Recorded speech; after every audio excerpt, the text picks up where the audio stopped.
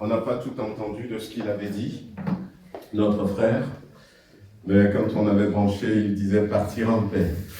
Amen. Voilà, c'est arrivé à un niveau où les médecins ont dit qu'ils ne peuvent plus rien. Et notre frère, donc, il est dans cette idée que, en tout cas, il est prêt. Hier, quand j'ai été le voir, on a parlé du ciel, on a parlé de l'éternité. Il était vraiment dans une paix profonde, une paix même contagieuse, je pourrais dire. À un moment donné, on avait encore rigolé ensemble. Mais maintenant, tout est entre les mains du Seigneur. Certes, le Seigneur peut encore le relever, mais le Seigneur peut dire, c'est bon, ouais, comme il est prêt, on y va. De toute manière, c'est la gloire. C'est la gloire. Voilà, donc hier il me disait, salue bien l'assemblée, dis-leur combien je les aime. On t'aime aussi, Momo. On t'aime très fort, Momo. Voilà, on va prier. On va remettre. J'ai plus beaucoup de temps avant l'Assemblée Générale, mais bon, on va prier quand même. Voilà. Seigneur notre Dieu, nous voulons te remercier encore pour ce matin, pour ce temps. Ces quelques paroles de notre frère Momo. Seigneur, il est entre tes mains. Tu restes ce Dieu de miracles. Mais nous savons que c'est la gloire qui est devant nous. Hier, j'étais étonné de voir l'espérance. Je crois que ces enfants aussi ont été touchés de voir combien leur papa avait cette espérance profonde dans son cœur. Une paix, Seigneur, comme la Bible dit, une paix qui dépasse toute intelligence. On ne comprend pas, Seigneur, nous-mêmes, mais tu donnes cette paix. Bénis notre frère, bénis surtout, Seigneur, son épouse. Bénis ses enfants, Seigneur notre Dieu. Mais bénis aussi notre culte de ce matin, dans le puissant nom de Jésus-Christ. Amen.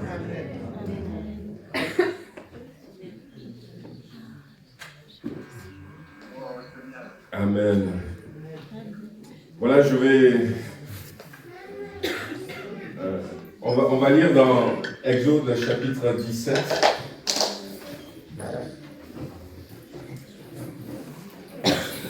Alors ce matin, comme vous le savez, nous avons notre Assemblée Générale. Peut-être que certains ne le savent pas. C'est une obligation de l'État français parce que nous sommes une association de culte et en tant qu'association de culte, nous ne pouvons pas faire autrement que de faire des assemblées générales. On le fera dans 2 semaines aussi pour la GEF.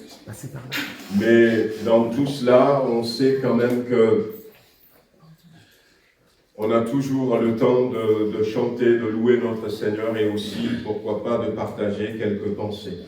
Alors rapidement, je voudrais revenir sur ce passage dans Exode chapitre 17, où la Bible dira, à partir du verset 8, « Amalek vint combattre Israël à Réphidim. Alors Moïse dit à Josué, « Choisis-nous des hommes, sors et combat Amalek. Demain je me tiendrai sur le sommet de la colline, le bâton de Dieu dans ma main. » Josué fit ce que lui avait dit Moïse pour combattre Amalek. Et Moïse, Aaron et Hur montèrent au sommet de la montagne. Et lorsque Moïse élevait sa main, Israël était le plus fort. Et lorsqu'il baissait sa main, Amalek était le plus fort. Les mains de Moïse étant fatiguées, ils prirent une pierre dessus, et ils prirent une pierre qu'ils placèrent sous lui, et il s'assit dessus.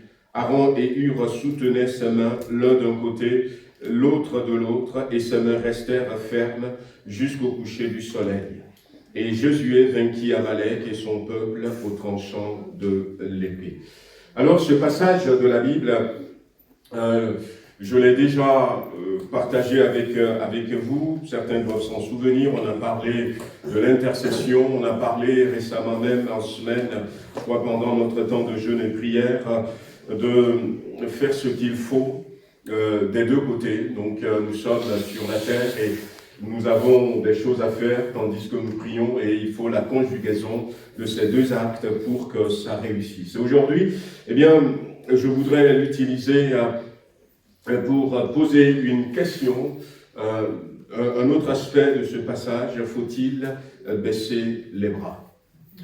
La Bible dit que Moïse était monté sur cette montagne, sur cette colline, avec Aaron et Hur. Et finalement, quand Moïse élève sa main, alors que Josué et ses soldats combattaient Amalek dans la vallée, Moïse élève ses mains, la victoire est pour Josué.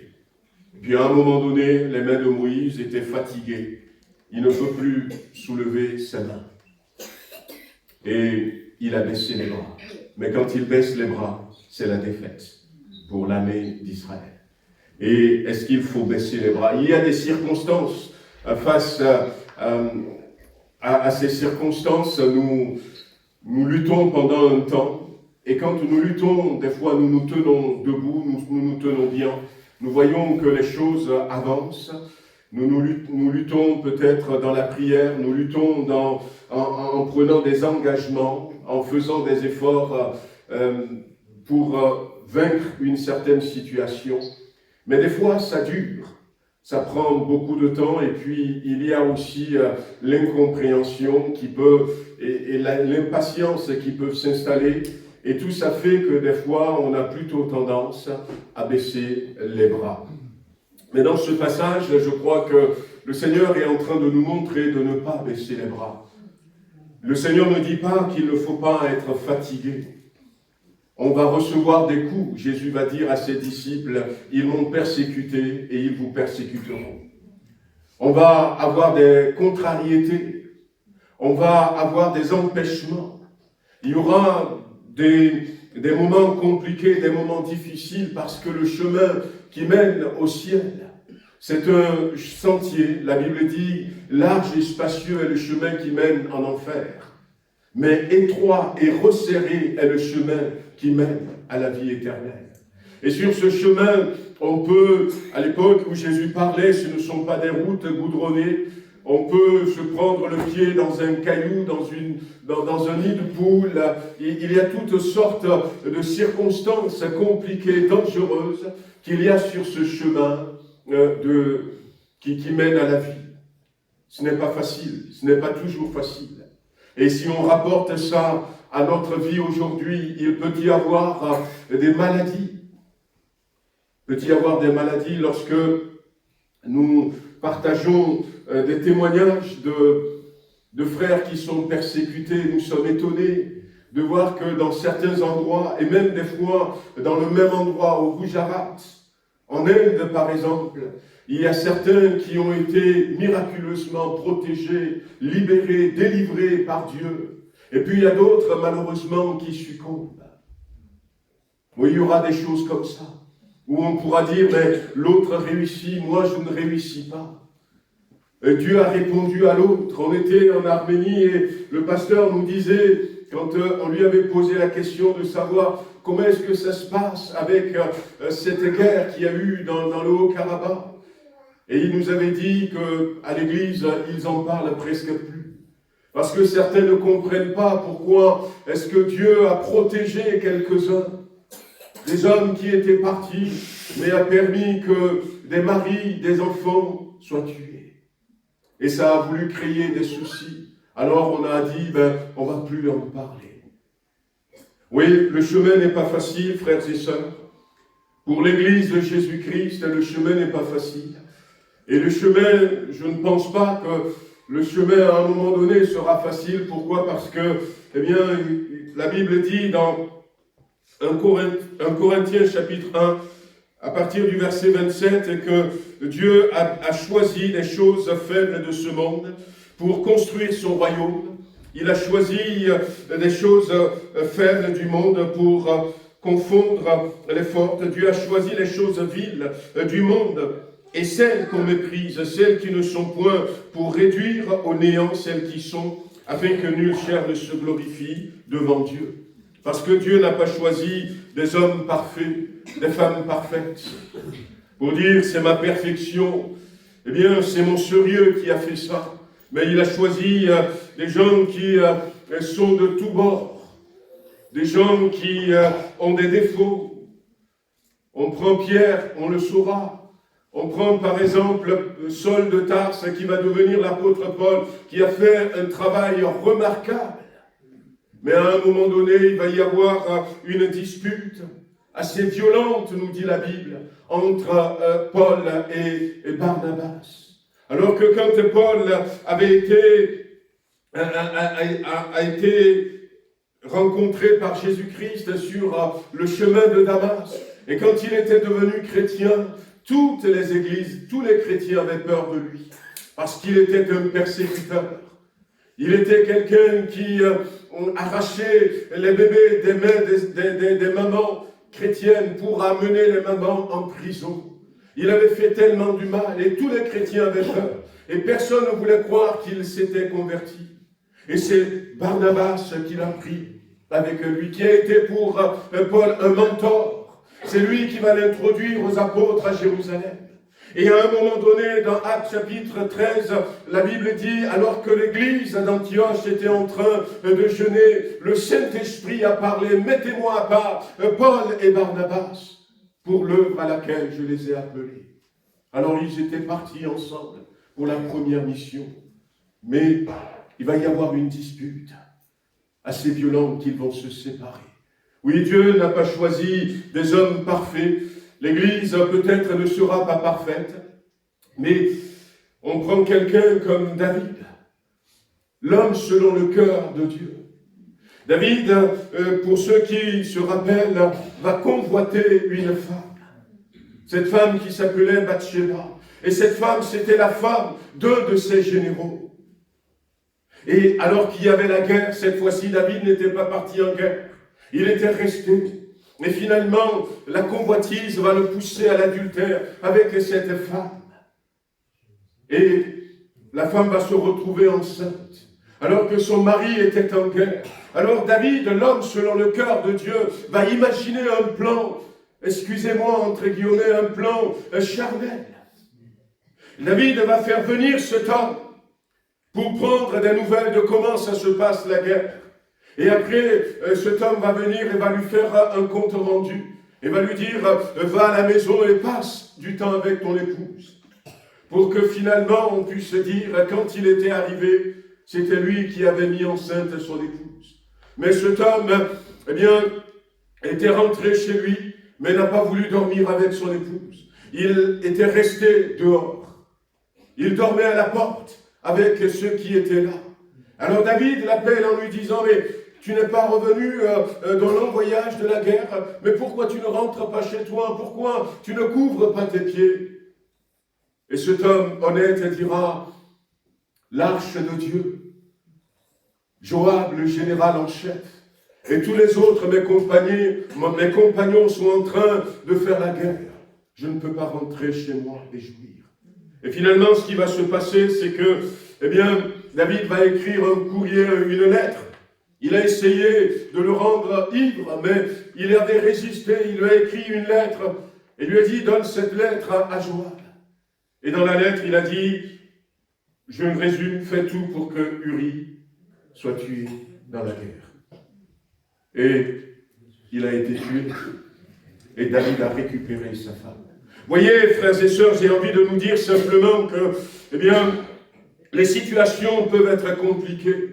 Mais nous, notre devoir, surtout à nous qui sommes arrivés en cette fin des temps, c'est de ne pas baisser les bras. Ils ont trouvé une solution pour que Moïse ne baisse pas les bras. Et la solution, c'est de le faire asseoir, de l'installer, de le réconforter, de ne pas dire, mais tu dis que Dieu te parle, tu dis que tu es grand, tu ne peux même pas garder tes mains. Non, ils l'ont fait asseoir, ils l'ont installé, et après l'avoir fait asseoir, ils l'ont soutenu. Ils l'ont soutenu. Et je crois que ce dont nous avons besoin, c'est de continuer à nous soutenir les uns les autres. Au départ, Aaron et Hur étaient montés avec Moïse. Et Moïse élève la main. Oh, super! Il y a la victoire. Mais à un moment donné, quand ils avaient vu que la main de Moïse était fatiguée, ils ont décidé de s'impliquer. De s'impliquer. Ne soyons pas des spectateurs, mais soyons tous des acteurs. Pour que personne ne se fatigue. Ou même quand la fatigue serait là, que nous puissions tous ensemble trouver un moyen pour vaincre cette fatigue et continuer à avancer. Quand on écoute les médias, ils vont nous dire ce qu'ils veulent. Mais sachez une chose, c'est que l'ennemi de notre âme a toujours nié l'existence de la victoire de la croix. L'ennemi de notre âme a toujours méprisé Jésus-Christ. Et on nous dit aujourd'hui que Jésus ne va pas revenir. Alors que l'Église croit de tout son cœur que l'Église va revenir. Le temps est avancé. Le temps est avancé. Il se passe des choses dans le ciel. Il se passe des choses sur la terre. Et quand on regarde dans la Bible, on voit que le temps est avancé. Et nous sommes dans ce moment où nous devons nous soutenir plus que jamais. Nous sommes dans le moment où nous devons plus que jamais dire on va combattre ou on va soutenir ceux qui combattent dans la vallée. Parce qu'on ne sait pas quels sont les jours qui sont devant nous. Nous voulons être cette génération, comme on disait vendredi pour ceux qui étaient là, à qui Jésus-Christ va s'adresser en disant « Vous êtes mes messagers, vous êtes mes messagers. La moisson est mûre. La moisson est mûre, frères et sœurs. Et nous sommes les ouvriers. Peut-être que vous ne le pensez pas, mais Jésus dit que vous êtes les ouvriers. Et nous voulons réaliser que nous avons un combat à gagner. Nous avons une position à prendre, nous impliquer à fond. Nous impliquer à fond. Ne soyons pas des chrétiens à moitié. Ne soyons pas des chrétiens qui s'engagent à la légère. C'est pour Dieu que nous le faisons. C'est pour Dieu que nous le faisons. J'ai combattu le bon combat, dira l'apôtre Paul. J'ai achevé ma course. Il pouvait le dire parce qu'il est allé jusqu'au bout. Et quand on arrive jusqu'au bout, on sait qu'on est arrivé jusqu'au bout. Et on pouvait dire, la couronne, désormais, me sera accordée. Mais ne disons pas, je fais ce que je peux. Mais consacrons-nous d'abord. Consacrons-nous. Et refusons tout ce qui peut nous pousser à baisser les bras. Que le Seigneur nous aide à y arriver. Mais si nous le faisons, ce qui est sûr, c'est que la Bible dit que la victoire est pour nous. La victoire est de notre côté. Jésus a remporté la victoire. Amen. Nous, notre responsabilité, c'est de nous soutenir, de nous consacrer à fond pour Dieu. Et Dieu, sa part, c'est de nous accorder la victoire. Que le Seigneur nous bénisse. Amen. On va baisser les têtes. On va passer peut-être pour les offrandes pendant qu'il va y avoir un chant. Voilà, donc les annonces, on ne va pas les passer, c'est dans le couloir, sur la télé. Et aujourd'hui, quand eh bien, vous êtes dans le couloir, on aura tout à l'heure un temps d'apéritif, vous pouvez regarder ces annonces. On va gagner un peu de temps pendant que les bien-aimés vont chanter. Nos frères vont passer avec les corbeilles pour le chant. Et puis après, si vous voulez rester avec nous, ce sera super, il n'y a pas de souci. On va commencer l'assemblée générale de notre église. Vous pouvez rester, il n'y a pas de souci. Hein. Donc, on partagera un bon moment. On espère que l'on finira à 7 eaux et puis on prendra un apéritif. Seigneur notre Dieu, aide-nous à être une église consacrée pour toi. Aide-nous, Seigneur, à réaliser que ce n'est pas par hasard que nous sommes arrivés à l'église. Ce n'est pas par hasard que Aaron et Hur ont accompagné Moïse. Peut-être dans leur tête au départ, on va lui tenir compagnie. Peut-être dans la tête de quelqu'un ce matin, oh, je vais aller à l'église pour me donner une bonne conscience. Et puis là, tout à coup, sur la colline, tu as montré à Aaron et Hur qu'il y a un besoin et que tu as besoin d'eux. Alors ils se sont engagés. Seigneur, montre-nous, Seigneur, afin que nous nous consacrons véritablement dans ce que nous avons à faire pour toi, dans le puissant nom de Jésus-Christ. Amen.